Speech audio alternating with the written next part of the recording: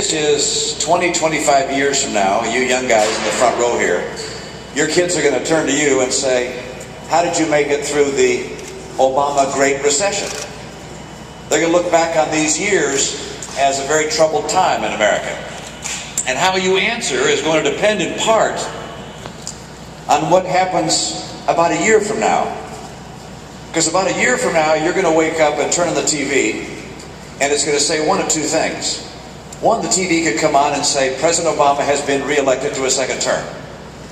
And if that's the case, you know what the next 4 years look like.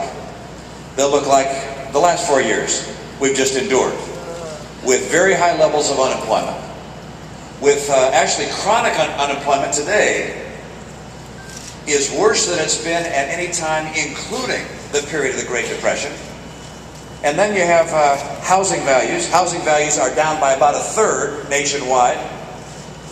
And if President Obama is reelected, this huge overhang of foreclosures will continue, and you can expect housing values to stay extraordinarily poor. Incomes, median incomes in America during the Obama Great Recession.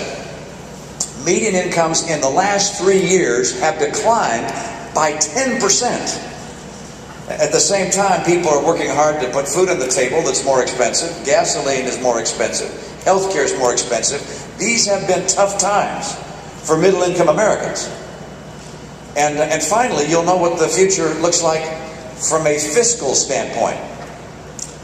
Because we've been borrowing too much money. And if President Obama is reelected, why, you can expect more trillion-dollar deficits and perhaps a very significant risk that America will face the kind of fiscal crisis and calamity that you're seeing in Europe, in Greece, in Italy, in Spain, and so forth. The difference, of course, would be that there's no one big enough to bail out the United States of America. So if President Obama is reelected, you have a pretty good idea what the 4 years would look like. Now, the alternative, of course, is that you turn on your TV about a year from now, and instead of seeing the Obama camp celebrating, you'll see something on the TV that says, Mitt is it.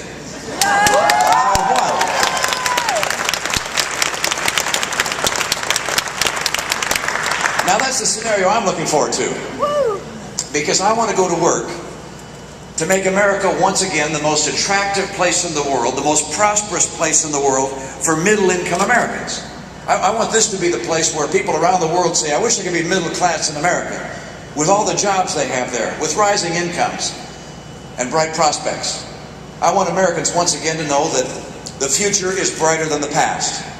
I want to make sure that my generation passes on to the next generation an absolute conviction that America is the greatest nation in the history of the earth with a bright future.